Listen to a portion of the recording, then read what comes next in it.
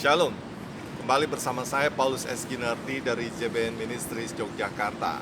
Saudara, tahukah saudara bahwa waktu Yesus Kristus mengajarkan murid-muridnya tentang hal yang mengkhawatirkan, jangan kamu khawatir tentang pakaian, tentang kehidupan.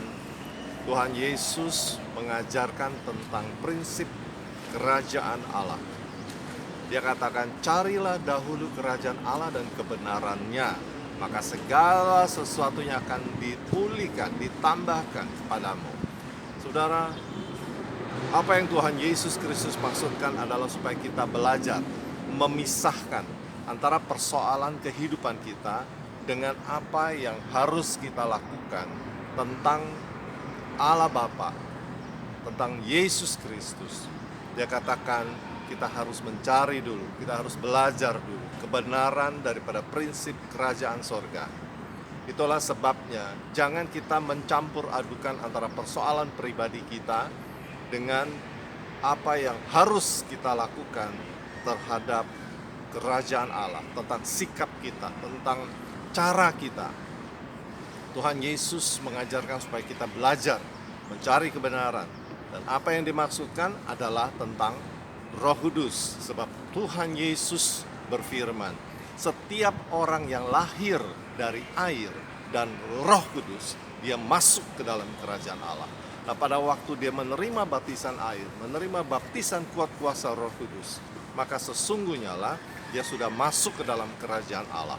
Di dalam kerajaan Allah, segala sesuatunya akan dipulihkan, diluruskan, dibenarkan, dikuduskan. Sebab kuasa darah Yesus Kristuslah yang menguduskan kita, dan Roh Kudus memulihkan segala sesuatu dalam kehidupan kita sampai benar-benar setiap saat, setiap masa waktu kita, dalam keluarga, dalam pelayanan, dalam pekerjaan, dalam segala sesuatu.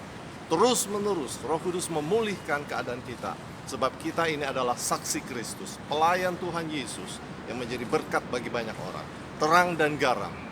Tidak ada kegelapan dalam kehidupan kita lagi. Tidak ada ikatan, tidak ada belenggu. Segala sesuatunya intimidasi telah dipatahkan, telah dihancurkan, dan kita dibebaskan. Kita dimerdekakan oleh Roh Kudus yang memberi hidup. Haleluya.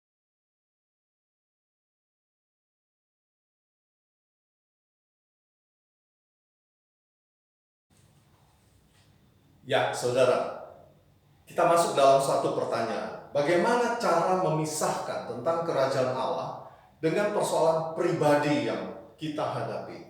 Saya mau ngambil satu contoh dari apa yang dialami Nabi Daniel pada waktu Raja Darius mengeluarkan satu surat perintah larangan untuk menyembah kepada dewa-dewa, kepada Allah, dan larangan itu selama 30 hari ditetapkan. Tapi apa yang dilakukan oleh Nabi Daniel menghadapi berita tentang larangan tersebut?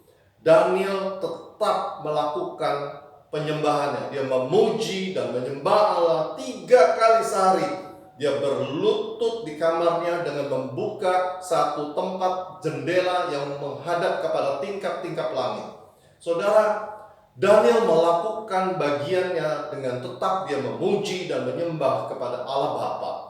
Demikian pula juga dengan Rasul Paulus yang menghadapi tekanan di dalam ajaran-ajaran dari rasul-rasul lain tentang hukum Taurat, tentang sunat. Tetapi Rasul Paulus tetap melakukan tugas pelayanannya. Bahkan dia katakan, dia berkata-kata dalam bahasa roh lebih daripada semua orang.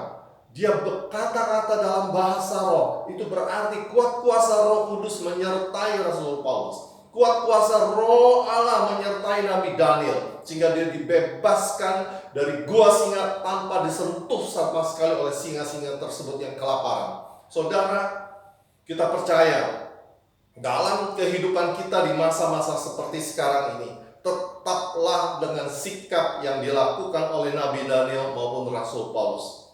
Itu adalah teladan kita, ajaran tentang bagaimana kita tetap memuji dan menyembah kepada Bapa di dalam Yesus Kristus dengan urapan kuasa Roh Kudus. Sebab ada tertulis, Roh Tuhan ada padaku, oleh karena Tuhan telah mengurapi aku untuk memberitakan kabar kesukaan, membebaskan, melepaskan orang-orang yang terikat dan terkurung dalam penjara, Kita memberitakan tahun kasih karunia Roh Kudus kepada semua orang.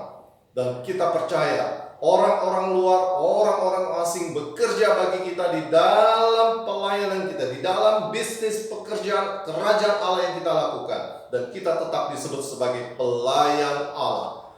Kekayaan bangsa-bangsa Tuhan Yesus berikan kepada kita. Tuhan Yesus datangkan kepada kita sebab kita harus menjadi berkat bagi banyak bangsa. Haleluya. Tetaplah berpegang kepada kebenaran firman. Yesaya 61 ayat 1 sampai dengan 6, itulah yang Tuhan berikan kepada saya untuk saya percaya. Kami percaya bahwa ini digenapi sempurna. Haleluya. Amin.